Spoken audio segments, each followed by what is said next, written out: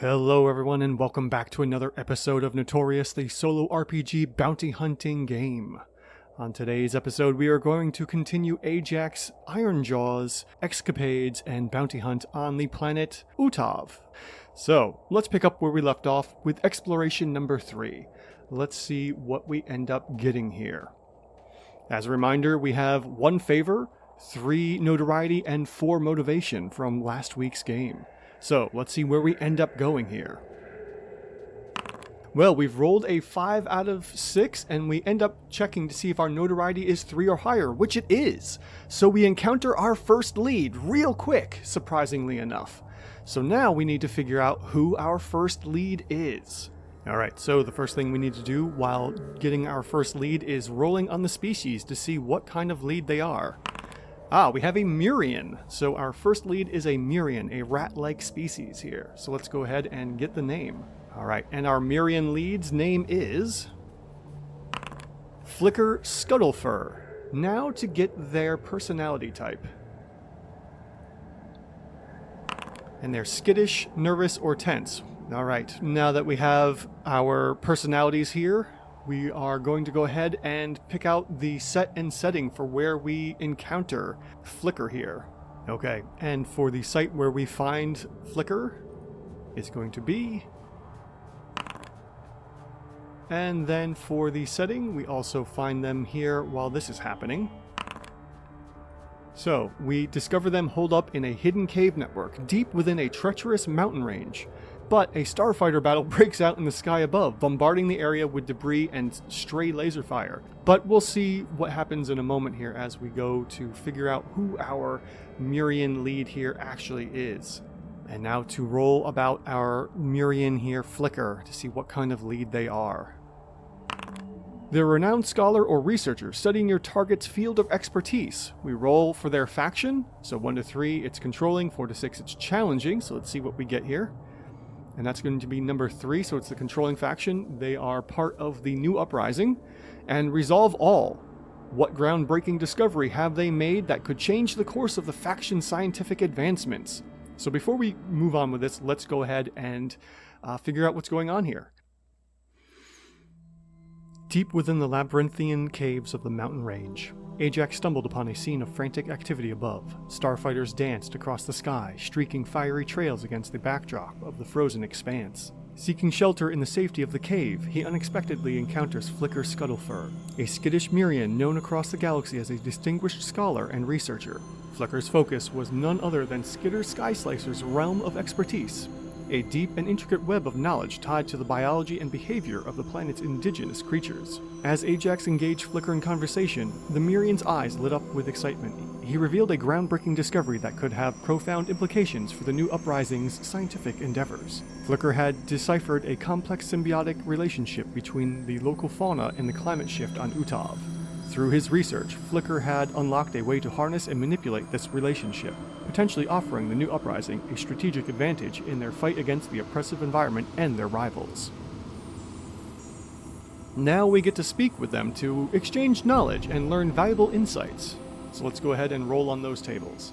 And since we're speaking with a lead here, we don't have to worry about actually rolling any dice. We automatically succeed by the rules of the game, so we're going to go ahead and roll to see what Flicker has to say here. Your target's actions were driven by revenge. What terrible act did they witness that drove them to exact retribution? Don't try and tell me you wouldn't have done the same. Ajax listens intently as Flicker's voice quivered with a mixture of anger and sorrow. The cave's cool air seemed to grow heavier with the weight of the Murian's tale. Flicker recounted a chilling memory that had driven him to the brink of vengeance. It was a day etched into his consciousness, a day when Skitter Skyslicer, once an ally, had turned into an agent of devastation. Flicker's eyes darkened as he described how, with his own eyes, he had witnessed Skitter's brutal betrayal. The vibrant and lush jungle they had both cherished was mercilessly transformed into a frozen wasteland. Skitter's allegiance had shifted to the new uprising, and he had been instrumental in carrying out an operation that brought forth the climate shift that plunged the ecosystem into chaos. The very planet that was once a sanctuary, a place of shared wonder and study, had become a nightmare of frozen desolation. Fueled by a potent mixture of rage and sorrow, Flicker had channeled his grief into exacting retribution. The Mirian had devoted himself to uncovering the truth behind Skitter's treachery, and with Ajax's arrival, he saw an opportunity to bring his nemesis to justice. As Ajax looked into Flicker's eyes, he recognized the fierce determination that burned within. They were both united by a common purpose: to hold Skitter accountable for his actions and put an end to his reign of devastation. Well, that definitely makes a lot more sense as to why our, Mirian lead here would want to get retribution against Skitter. So yeah, that's what Flicker's deal is. But unfortunately, I guess Flicker doesn't really want to tell us much more about what they've, figured out here, the scientific advancements that could, I guess, help or hinder the new uprising. And they go to attack with 2 stars and 1 heart for their defenses. Now, because we are facing a lead, we end up getting 4 for the attack, since we can choose to attack melee or ranged. So definitely going ranged. So let's get into battle. And as a reminder, my dice are on the left, their dice are on the right. So let's go ahead and get into first round of combat here and see how we end up. With a 4 and a 2, let's see how we do here. Alright, they have the 4, we have the 2, so that's going to be 6 for me and 6 for them as well. So because of that, I'm going to go ahead and let that first round go to Flicker, and that will be 1 heart down for us, and we go from 2 hearts to 1 heart, and we go into round 2 of combat. So round 2 of combat, let's see what we end up getting here. A 4 and a 3. This time, we have it by just 1. So 3 plus 4 is going to be a 7, 4 plus 2 for Flicker is going to be a 6, and we end up taking round 2 of combat. That means they've gone from 1 heart to 0 hearts, and this may be the end of combat coming up in round 3 here in just a moment. As we roll dice, we'll see where our fate goes. A 4 and a 1, so let's see here. The 4 goes to Ajax, which means this is a win, and the 1 goes to Flicker. So with that, we're going to go ahead and apply 4 plus 4 for an 8, and 1 plus 2 for Flicker being a 3, and we are victorious after 3 rounds of combat. And now that combat is over, Flicker shares some information that they have with the whereabouts of where Skitter Skyslicer is held up here on Utov, and we make our way out. Of course, we're going to spare our lead here, which should give us a bunch of favor. That does indeed give us +1 favor for sparing Flicker's life. I mean, we don't really need to kill the target. They're just researching Skitter and trying to help bring Utov back to the lush planet it once was. We're still a little behind on the favor, but as long as we can get to 4 favor before we encounter our lead, we should be good. Now that we've finished up there, we're going to go ahead and move on to destination number 3 in just a moment.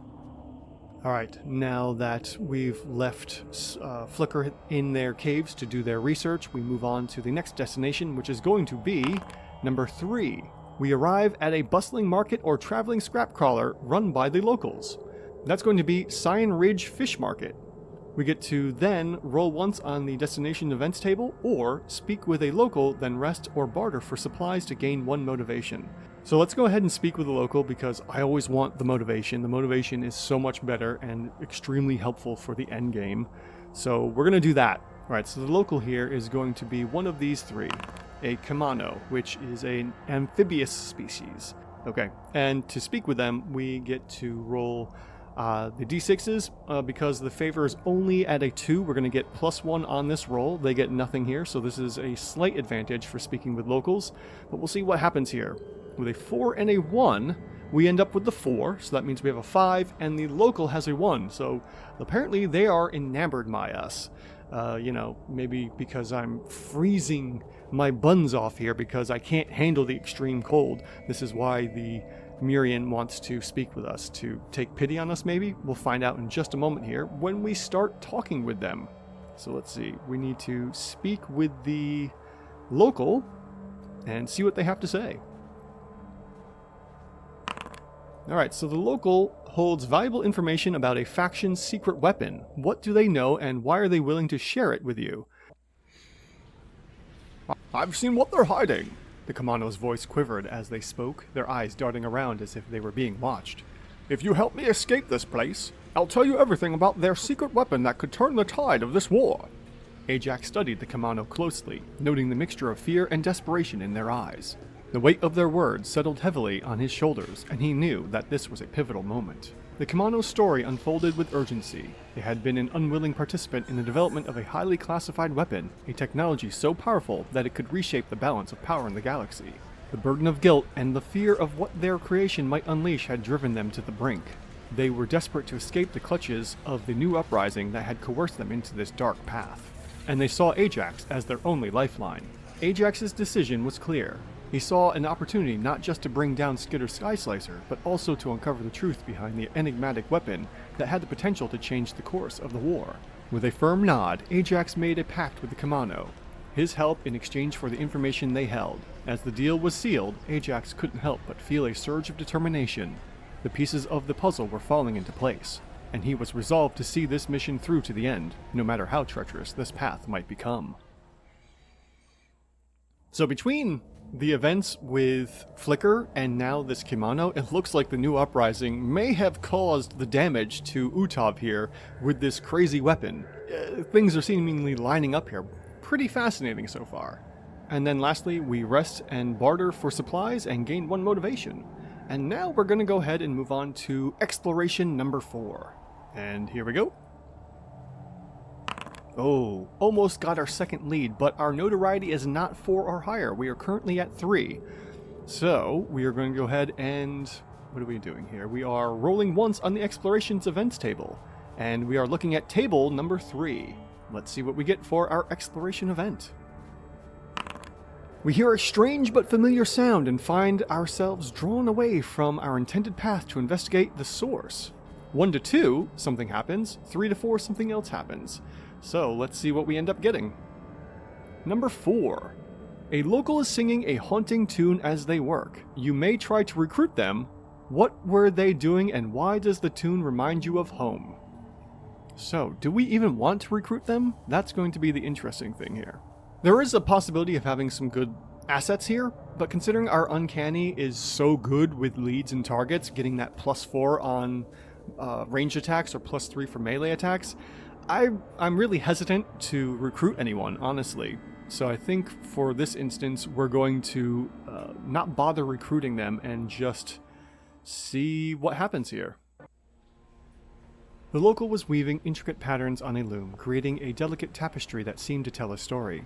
The haunting tune they were singing carried the essence of a traditional melody, a song that Ajax had heard many times back on his home planet. The familiarity of the tune brought a wave of nostalgia, reminding Ajax of the times he had spent with his family, hearing similar tunes echoing through their dwelling. As Ajax stood there, captivated by the song and the weaving, he couldn't help but feel a connection to his roots. The haunting melody seemed to transcend time and space, bridging the gap between his past and his present bounty hunting life. In that moment, amidst the frozen expanse of Utov, Ajax found a moment of solace, a brief respite from the turmoil of his current mission. The tune resonated deeply within him, reminding him of the values and memories that shaped him into the Uncanny Nomad he had become. And since we're not bothering to recruit this local, we will leave them be to their weaving and move on to destination number 4. Alright, time to see what destination we go to here for number 4. Okay, a new one. You arrive at a small town run by locals, and then we choose one. So first of all, let's see what this small town is. And that's number 4, Storm's Rest Outpost. Alright, nice. And then now we can either roll once on the destinations events table, or speak with a local, and then rest or barter again. Well, like usual, because we still haven't maxed out motivation yet, I'm going to go ahead and speak with a local, and then rest or barter for supplies again here at the... where was this again? The Storm's Rest Outpost?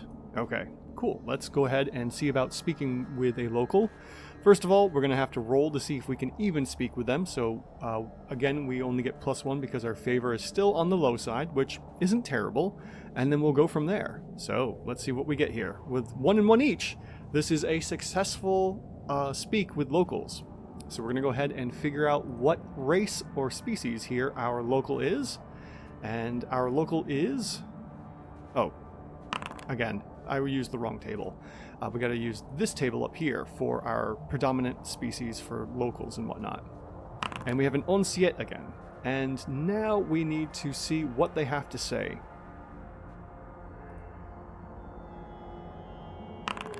Okay, our Unsiet runs an underground resistance movement against both factions. What strategies do they employ, and how do they envision a future beyond the war?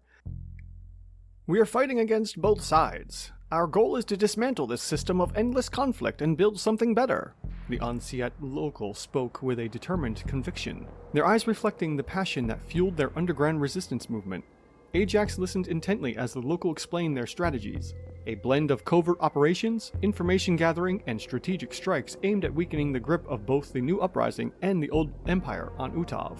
The local elaborated on their vision of a future beyond the war, a utopian ideal where cooperation, understanding, and the mutual respect would replace the cycle of violence. They spoke of unity among the various factions, forged not through dominance but through a shared desire for peace and progress. The local's voice resonated with hope, and Ajax found himself drawn to their cause. The idea of a better future, a world free from the shadows of war, sparked a flicker of inspiration within him. As Ajax left the Storm's Reach outpost, the words of the local echoed in his mind. Their unwavering dedication to a vision of change made him reflect on the impact he could have beyond just hunting bounties. Could he, the Uncanny Nomad, contribute to shaping a better tomorrow for Utov and the galaxy as a whole? The thought lingered as he ventured back into the frozen landscape, his resolve strengthened by the ideals of the resistance movement. Well, of course, he'll be leaving Utov after he goes ahead and rests or barters for supplies and gaining 1 motivation, so we are now capped at 6 of 6 motivation. And that's where we will now move on to exploration number 5 and hopefully finding another lead. Alright, time to see where we go next on Utov here. Oh, drat. There's no sign of the target, but something interrupts your hunt. Roll once on the exploration events table. So let's see what table we're rolling on, and that's going to be number 2. And then we're going to see what event we come up with. Ah, it's the burning building again. Every time, there's always a burning building somewhere. So, we see smoke rising on the horizon and discover a burning building. The tracks outside suggest the residents left in a hurry. No kidding. Alright, so let's go ahead and roll this d6 to see what happens. We get number 3, and this was done by a different faction. Gain 1 motivation, which is a shame, we are maxed out. And what smoldering clue left among the ashes gives away the perpetrators? Among the smoldering ruins of the building, Ajax's sharp eyes caught a glint of metal buried in the charred debris. As he carefully retrieved the scorched object, he realized it was a distinct emblem, partly melted but still recognizable, the emblem of the Trade Alliance. The evidence was clear. The Trade Alliance had orchestrated this destructive act. Remnants of a communication device nearby hinted at a deliberate attempt to cover their tracks, but the telltale emblem was a damning clue that couldn't be ignored. The Trade Alliance's involvement raised questions about their motivations and the extent of their interference on Utov. What was the stake of their affairs of this frozen planet, and how far were they willing to go to gain control? Ajax's mission to hunt down Skitter Skyslicer for the new uprising had led him into a complex web of rivalries, secrets, and power struggles, and the burning building was just another piece in this intricate puzzle he was trying to solve. And with the evidence found that the Trade Alliance had set this burning building, and looking to grow their power here on Utov, Ajax leaves to go to another destination here on the frozen planet. Let's see where he ends up going to. We come to number 5. A small spaceport run by the challenging faction, which would be the Old Empire. Resolve both. Gain 1 notoriety. Alright, that's good. We really need the notoriety. So we're going to go up to 4. And then if it's 5 or higher, which it's not, a hostile guard approaches, but it's not. So we don't have to worry about the hostile guard. Then we roll twice on the destinations events table. Alright, so let's go ahead and see what we get for these destinations events.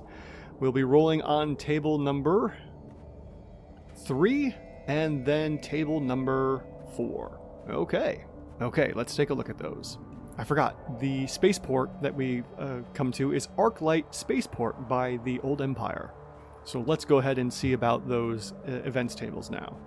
And for destination event number 3, let's see what we get. Locals here are acting strange with glazed expressions. Oh, this is different. A low hum emanates from a nearby building and you investigate. Roll a die. On 1 to 3 something happens, 4 to 6 something else happens. So let's see what we get. Ooh, number 6. A crowd is singing and swaying in time to a drum beat. The mesmeric rhythm washes over you. Gain 1 motivation? What is this ritual celebrating?